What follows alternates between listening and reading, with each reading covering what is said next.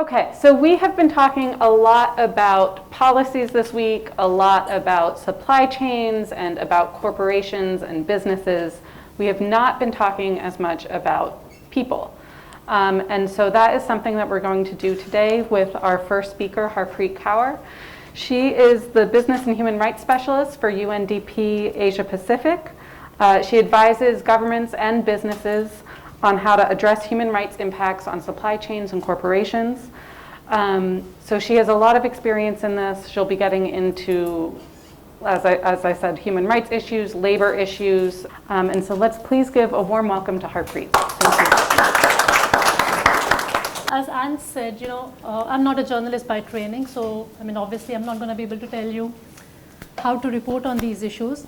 But I'm here to also share a lot of experiences that we've had with businesses, that we've had with companies, and that we've had with civil society organizations and human rights defenders, and really talking about the issue that was picked up this morning on shrinking civil society space.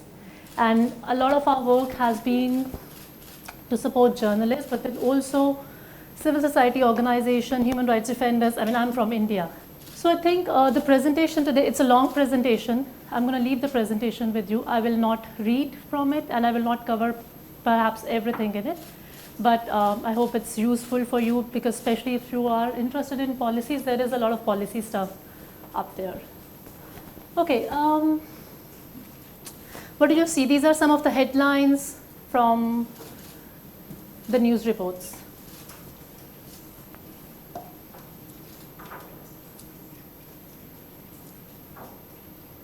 What do you think is common here in all of these stories?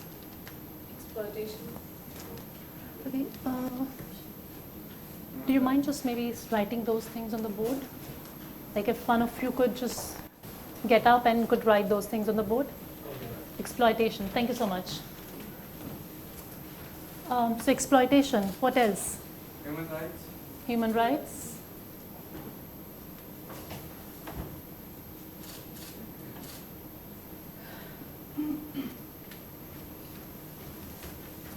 Labor rights. Violation of the labor rights. Labor rights violation. Corporate reputation. Corporate. Corporate reputation. Maybe we'll take two more.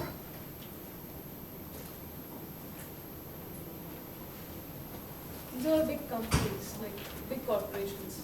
All Okay, involved. big corporations. Threat. Threat.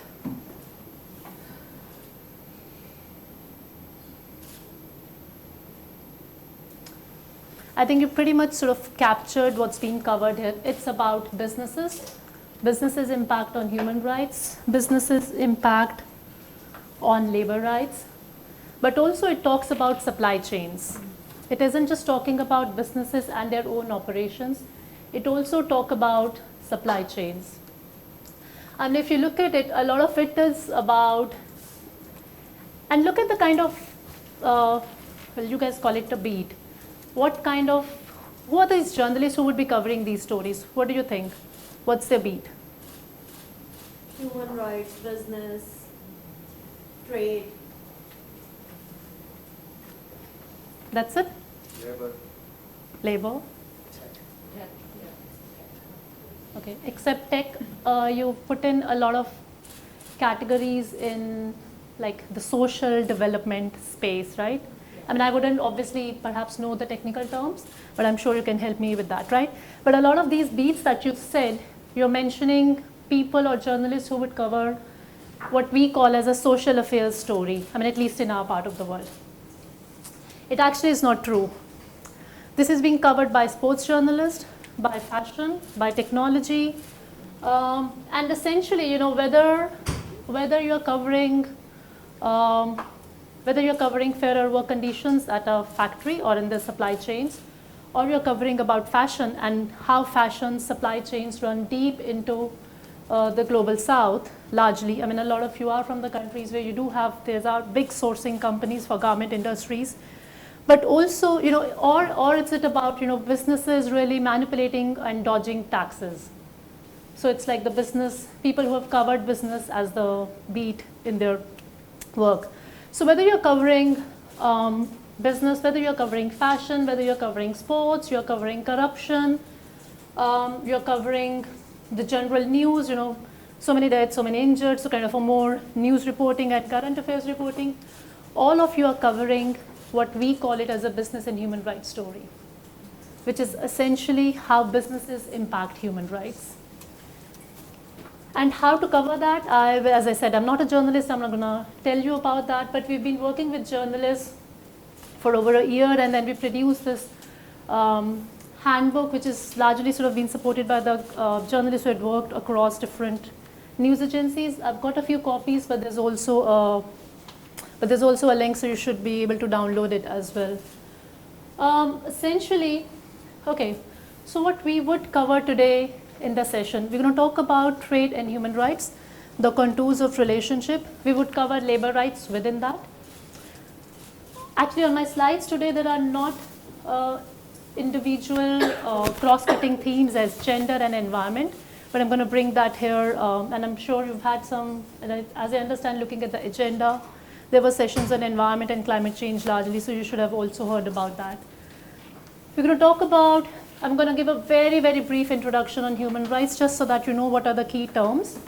The corporate accountability, or business and human rights as we call it. I will introduce what's the most global standard authoritative framework on holding businesses accountable on human rights. And that's the UN Guiding Principles on Business and Human Rights. And I'm going to talk about how trade, investment treaties, or trade agreements impact human rights. I mean, it looks like a long list, but I'm not going to read through all the presentations. And then in the end, I do want to talk about CSR versus business and human rights, which is kind of, at least in Asia, the conversation is still about, but businesses are helping with so much social, the social and welfare support that they're providing. In a country like India, you have 2% mandatory CSR requirements. So, also how does it really impact, and how is it different from business and human rights as well? Okay, so essentially, is anybody here from Bangladesh?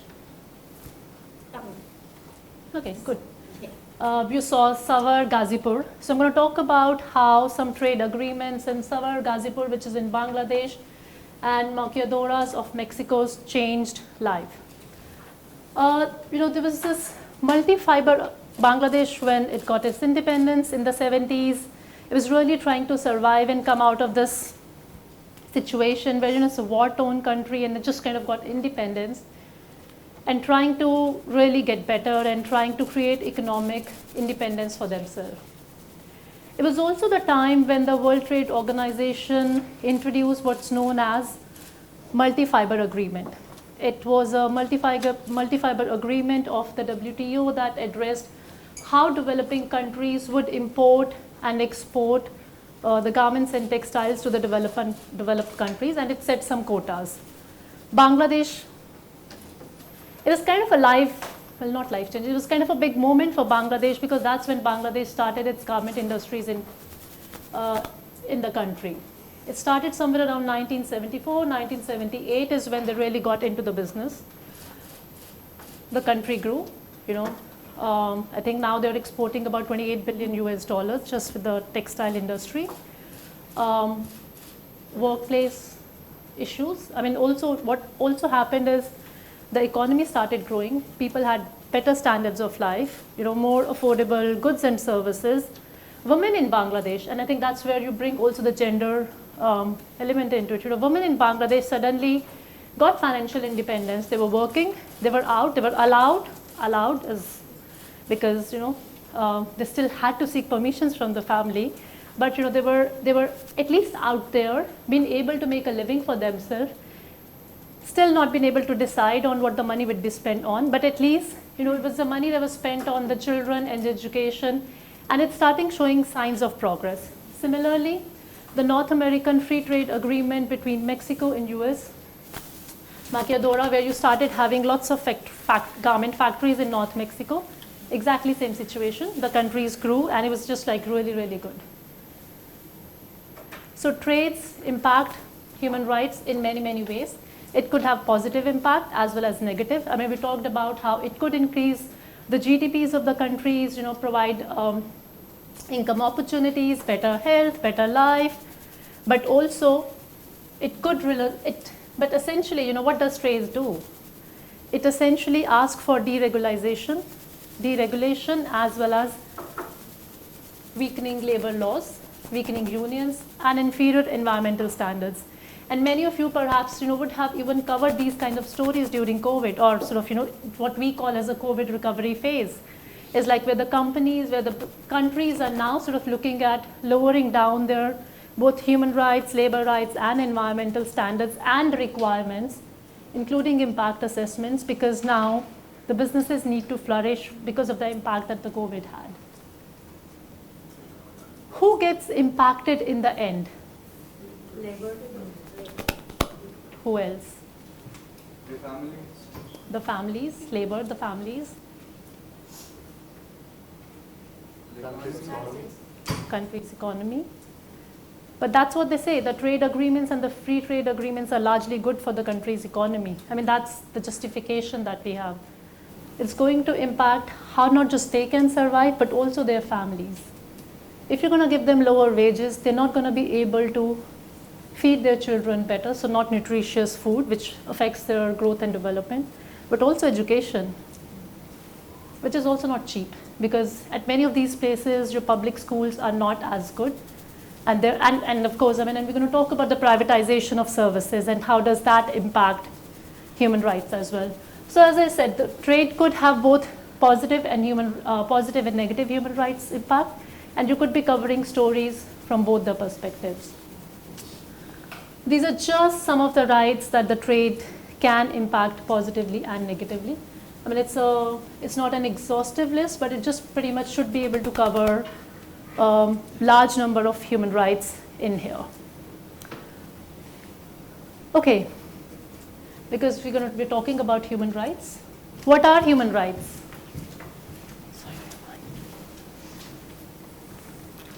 Don't read this. Like to pay like a handsome amount for your work. Okay. But what are human rights? The right to live your life Okay. freely and to the best you can. Any other definitions? Be able to live your life in a dignified manner. Okay. I think both the responses are much closer. Human rights are the rights that we have just because we are born with those rights. Those are inherent to all the human beings. They're indivisible and interdependent, which essentially means, so there are two sets of rights. They're known as the economic, social, and cultural rights, and then the civil and political rights, which is civil and political rights would be largely your space about right to life, right to vote, and sort of those kind of rights.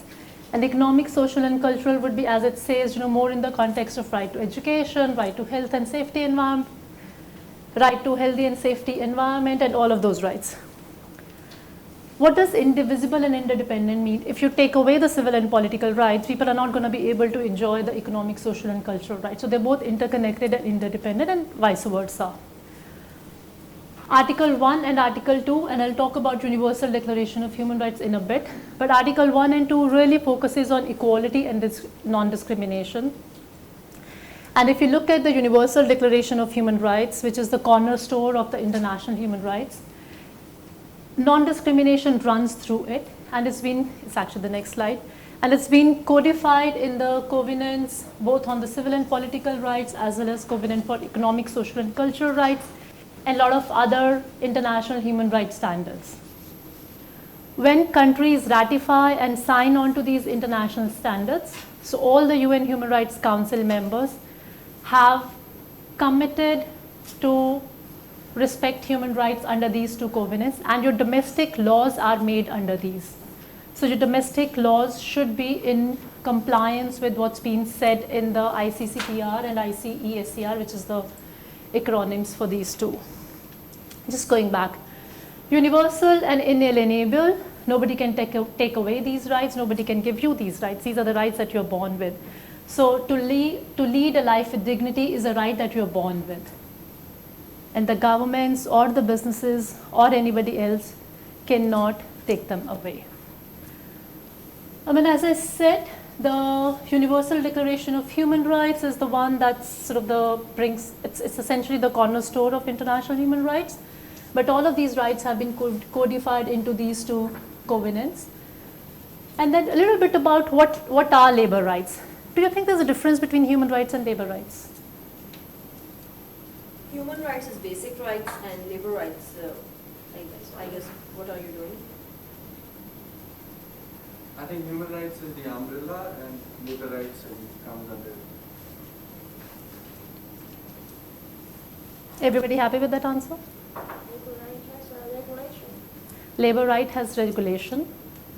Human rights also would be, I mean, as I said, are codified in regulations. So they would also be codified in regulations, and they would also have regulations. Labor rights and what laborers deserve against their labor, against their work, what they deserve. So Labor rights. essentially the workers' rights. Yes. Now, they are, of course, as it says, they're enshrined in the Declaration on Fundamental Principles and Right of Work, largely 4 categories. And these are pretty much non-negotiable. I mean, of course, there's a long list of rights, about wages, about time, overtime, and all of those. But I think these are really sort of the 4 categories of 4 principles and rights. It's about freedom of association and the right to collective bargaining, which, because you mentioned regulation, many countries do not allow unions to be formed. So it's not still regulated in many countries. It should have been, but it's still not regulated in many countries. Elimination of forced labor, abolition of child labor, and I'm using the term here, elimination and abolition. I think the difference is clear, but just to sort of bring to your attention that we're talking about, it's non-negotiable to have children working in factories or in unsafe conditions. And again, different countries have different rules. Some countries allow children, I think after 14 years, to work in kind of safe work environments where they don't have occupational health and hazards. So which means not companies that have chemical industry, or not in brick kilns, but we've also known and heard those stories. Elimination of discrimination in respect to employment and occupation. I think that kind of really is again the cornerstone of labor rights. All of these rights are covered in International Labour Organization's 8 core conventions. So if you're ever covering on trade and impacts on labor rights, look at ILO's these 8 core conventions. You should be able to also identify, because many countries in Asia have ratified. And what we mean by ratified instead of the UN languages, which means that the countries are legally obligated to do that. So it's not just that they're going to do this as voluntary, but if they have ratified, which means that the governments have to make laws so that people could enjoy those rights. And then therefore, of course, implement those laws as well. So there's a difference between, when we talk about it's legally binding in that sense. Human rights and business, any questions until now? We'll just take a pause and see if there are any questions. There is this, in the labor codes that you mentioned, which are coming up in India, there is this provision that, the companies can fire easily. And, right now there is a restriction on number of people you employ, and then only you can hire and fire. But it's going to be relatively easier for companies now when the codes are implemented. But that is a prerequisite for a lot of companies to come and set up business in India. I mean, that's a very delicate balance. What is your view? How should this be addressed? India is also developing what is known as a National Action Plan on Business and Human Rights. India has signed on to the UN Guiding Principles on Business and Human Rights, which is where one of the key issues, or one of the key theme that's been discussed in the National Action Plan on Business and Human Rights is about this policy coherence. which is essentially, on one hand, you're developing a national action plan to promote responsible business practices, which is not firing people without notices and, without reasons or fair reasons. And at the same time, you're weakening regulation, which doesn't go well. Ideally, should not happen, and I think that's why, the labor reform process in India has taken so long. It's about because the labor unions and sort of the larger civil society and the trade unions are not happy with the way that it's been progressing. Again, part of the problem is that there is a lack of transparency and accountability. So, also kind of, and I think that's where, and I'm going to talk about the UN guiding principles in a bit, but that's where it's the responsibility of the states, it's the duty of the state to protect you. It shouldn't be there. But yeah, I think things are changing at such a pace that it's difficult to also keep a track on.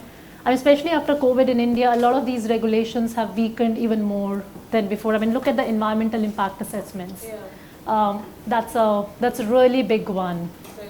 I mean, where you've had like 70% of the communities had to agree to give away their land, and now if it's taken for public purposes, you don't require consent or free, prior and informed consent from the communities anymore. The governments can take your land because it's for public good, and then hand it over to businesses. And I mean, of course, there's a state business nexus that we all know of. Okay, we'll go quickly into this. I'm not going to talk about it, but essentially, holding corporates accountable started after the World War II, because that was the time globalization, export started with transnational corporations. These are some examples, big ones. I think particularly the Coca-Cola's example, but also the Bhopal gas tragedy or Bhopal disaster. These are some of the cases that really brought attention to the business's impact on human rights.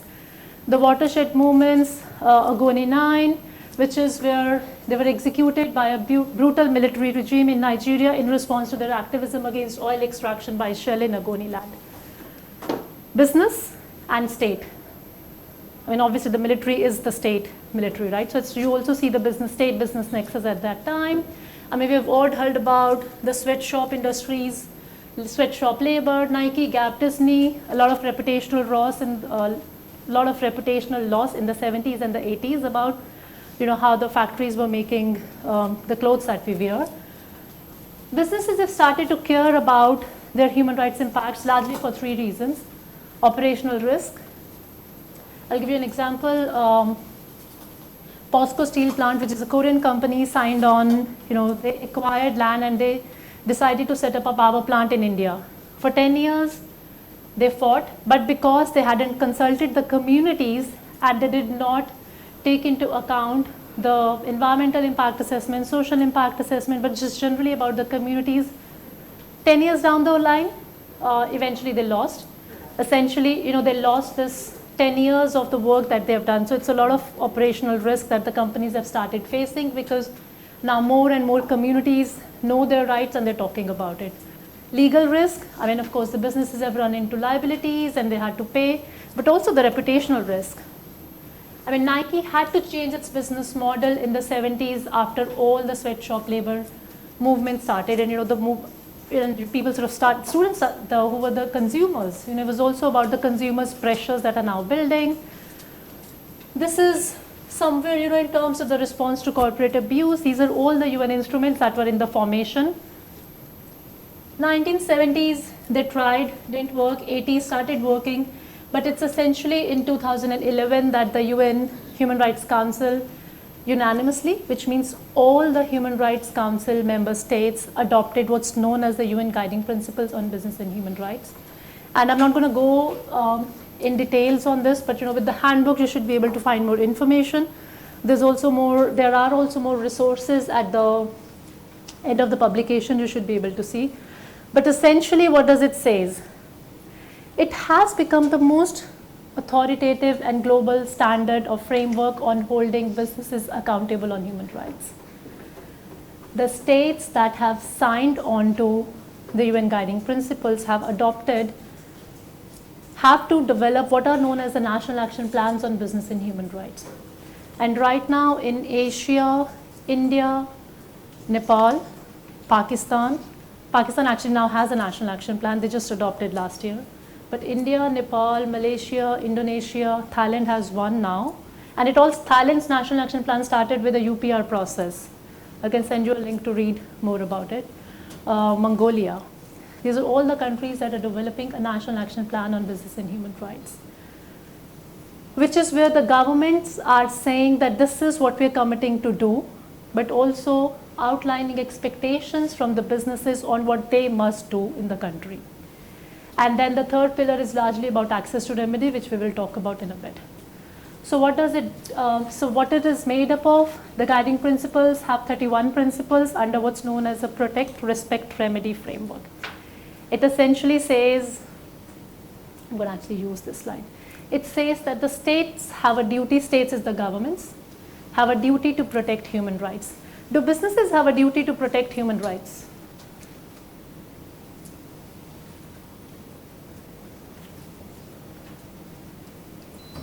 Do you think businesses have a duty to protect human rights? Yes. Okay. Why do you think so? They have not signed on to any convention or a treaty. Not Because really. humans work and they're supposed to take care of them. Isn't that like responsibility? No, if the humans are not happy, the people who are working for them are not happy, why would they Because work for they're- them? Yeah. They will need skilled labor they won't get if people are not happy with them. Isn't this the responsibility? Isn't then it's the duty of the state to ensure that they make laws that protect those people? But Businesses, I mean, Friedman model. What are businesses? What are businesses meant to do? But as you said, that there's a state business nexus. Businesses still might choose to not, conform to those laws. They're meant to get profit, and for the shareholders, for their investors. But it's matter of their reputation. Okay. But that's a different thing. I'm not saying why they should. I'm saying, do they have a duty to protect? By law? Capital of business is human. So they should invest on their capital. That's when I say a duty to protect, it means that they are legally binded to do that. I mean, of course, compliance is a different matter, but compliance comes from the government, right? When the government makes those laws. And that was the conversation that was going on until 2010, which is about do businesses even have and even today, the duty to protect human rights continues to lie with the state. It's your government's responsibility to ensure that the human rights are protected. What UNGPs did in 2011, they brought in what's known as a complementary responsibility for the businesses to respect human rights.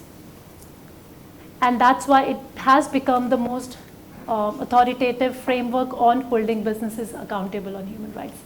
It is the first time that, because it's also been signed by the governments, right? I mean, imagine the kind of lobbying that would have happened even with the businesses. But businesses have agreed that they have a responsibility to respect human rights, and for the reasons that you mentioned, the legal risk, the reputational risk as well, but also for the social license to operate. And that's what the key difference between all other human rights instruments. Businesses are not obligated. They should, but they don't have a legal duty to protect human rights. But because, I mean, of the terminologies and largely for the legal reasons, it's known as. So it essentially says that the states have a duty to protect human rights. They should protect against human rights abuses by actors, including businesses. How do they do this? By making policies, by legislation, by regulation. The second pillar, which is the respect pillar, talks about businesses have a responsibility to respect human rights throughout the value chains. So in their operations as well as their supply chains. How should they do it? The businesses should have a human rights policy. They should undertake what's known as the human rights due diligence process. There's a slide, we will not have the time to go through it today, but also undertake human rights due diligence. So all your environmental impact assessments, stakeholder consultations, all your social impact assessment would fall under human rights due diligence. and then also addressing adverse impact. So businesses in this particularly have two things. The first principle is do no harm. Businesses should do no harm to the community, to the people, to the planet. And but there are certain business models that would harm, because that's how those business models are. And when the harms have taken place, the businesses should address the adverse impact. So there should be operational level grievance mechanisms. The third pillar, which is known as the remedy pillar, it talks about when, ideally the human rights should be protected and respected. But in the cases when it doesn't happen, when there is a human rights abuse or violation, the states and the businesses must ensure that that the affected communities have access to remedies, and these could be both judicial, non-judicial, and there could be certain pressure points. And I think I want to talk a little bit about here pressure points, because that's where the media plays a big role. How do you cover your stories, and how can media and the shareholder activism has led now businesses to respond. Facebook and Myanmar is a really good example of how media's coverage has responded on ensuring that Facebook is held accountable. And I think also when the judgments or when the judicial mechanisms are going on, and there are various examples where if media had been active, it has influenced positively for communities as well. There's another big examples from Vedanta's Vedanta and Nyamgari Hills in India. There are lots and lots of examples actually in the region itself. I'm not going to talk about these in detail, but as I said, the UNGPs, okay, just going back to this. So the UNGPs pillar 1 to 10, principle 1 to 10 is all that comes under the state duty to protect. I'm not going to go through all the principles in detail, but this one, the principle 9, it says that when states are signing on to investment treaties and trade agreements, they should have adequate domestic policy space to meet the human rights obligations when pursuing business-related policy objectives, which basically means when the governments are signing trade agreements, they should ensure to respect human rights. And those agreements, the question that you asked, it should not have those provisions to abuse or provisions that could result in abuse of human rights or could result in human rights abuse. Do you think I'm using the term abuse and violation interchangeably? When you talk about states, it's human rights violation. When you talk about businesses, it's human rights abuse. Terminology, but makes a difference. So remember that. So I'm using human rights abuse when I talk about the private sector or companies, when I talk about violation, because states are in violation of their duty to protect. So trivia, but just kind of remember it. I think it's the correct terminology to use. What does it mean? So basically the UN Working Group on Business and Human Rights, who hold sort of the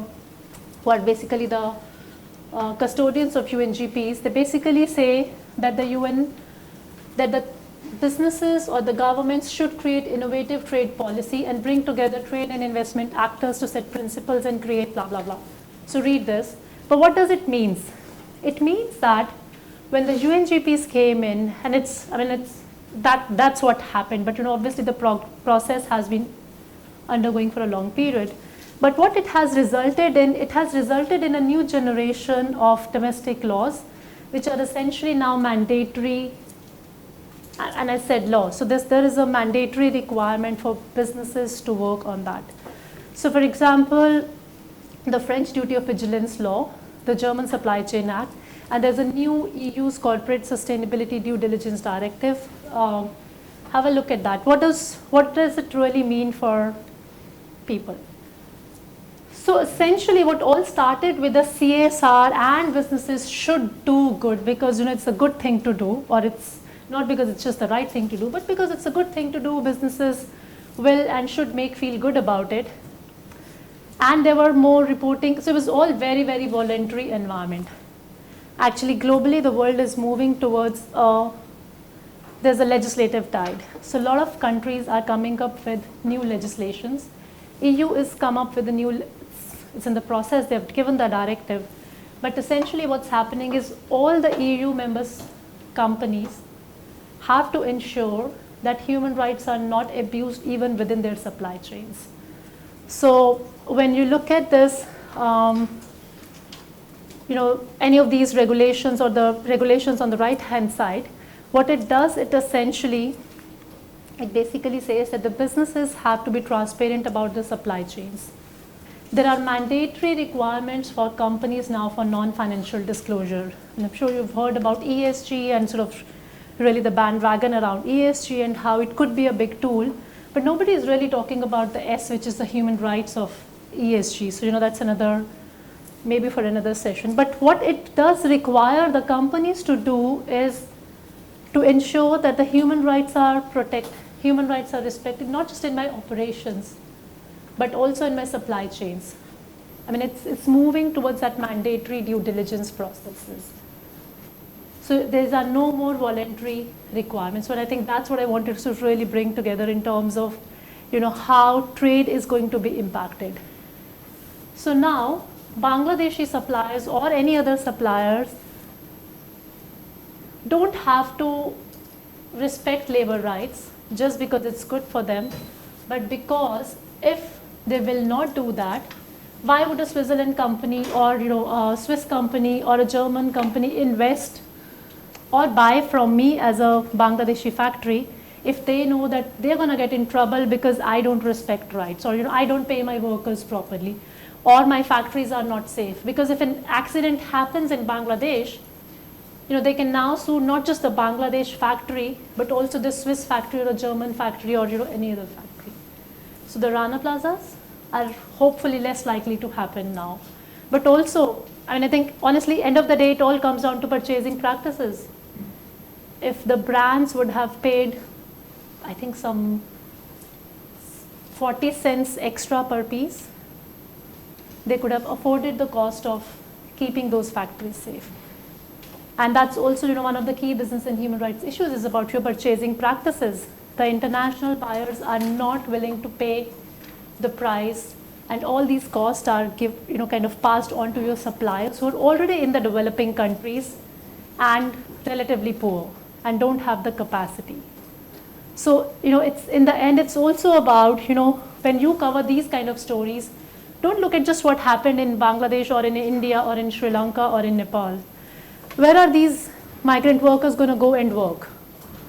If they're going to a construction company in Gulf, look at that company. I mean, look at the stories about FIFA and the labor rights abuses and what's happening in there.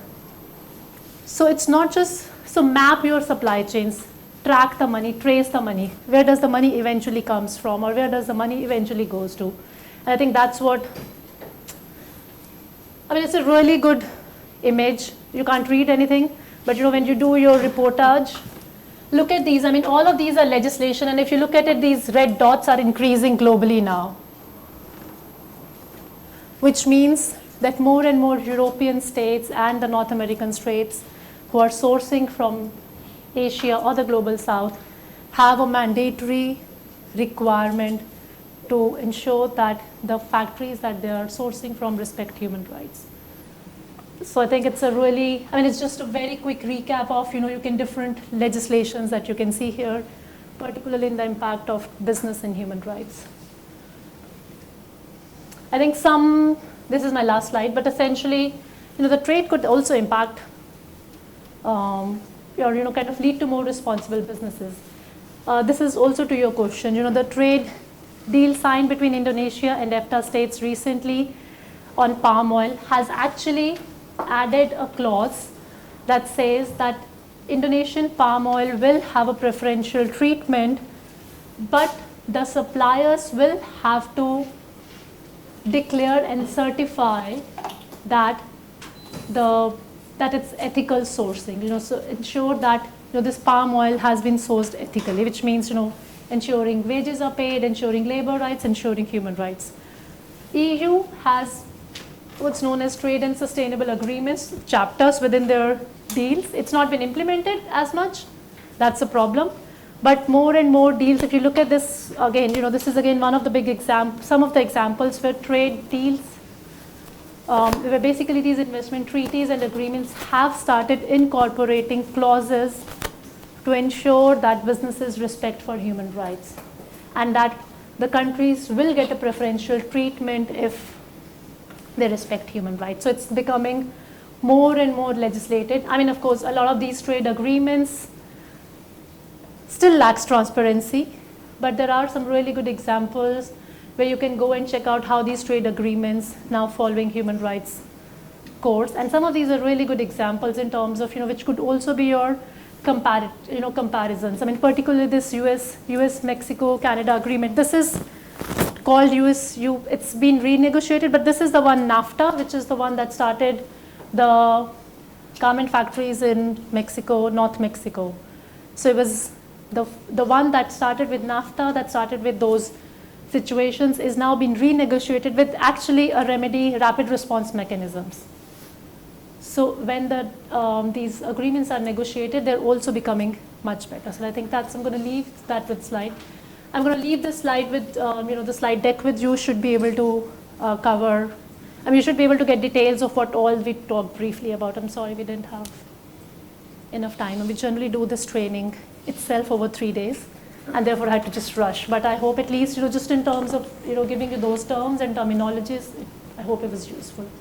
Harpreet, I'm so glad that you were able to condense your longer workshop into this presentation, because we were, as you can tell from the questions, that everyone was really interested in this topic. So let's give Harpreet a hand for doing this.